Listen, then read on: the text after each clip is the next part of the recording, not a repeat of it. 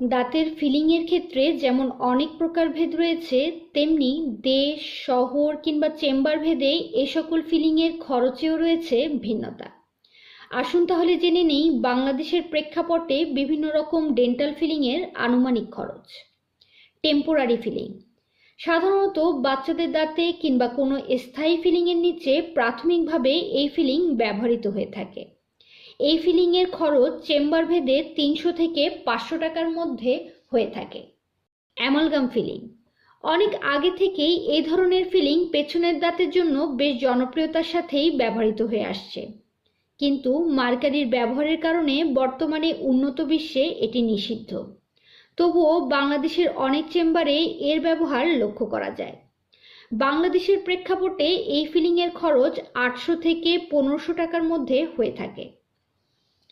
Glass আয়োনোমার feeling এই ফিলিংয়ের অনেক প্রকারভেদ রয়েছে। বিভিন্ন রকমের গ্লাস আয়োনোমার ফিলিংয়ের ব্যবহারও ভিন্ন।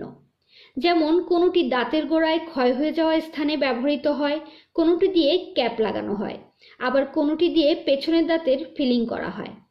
আবার কিছু গ্লাস আয়োনোমার ফিলিং নিজে নিজেই সেট হয়, আবার কিছু গ্লাস আয়োনোমার ফিলিং লাইট কিউর মেশিনের মাধ্যমে সেট করতে হয়। তাই প্রকারভেদ অনুযায়ী এই ফিলিংয়ের খরচেও রয়েছে ভিন্নতা। তবুও বাংলাদেশের প্রেক্ষাপটে 1000 থেকে 2000 টাকার মধ্যেই এর খরচ সীমাবদ্ধ বললেই চলে।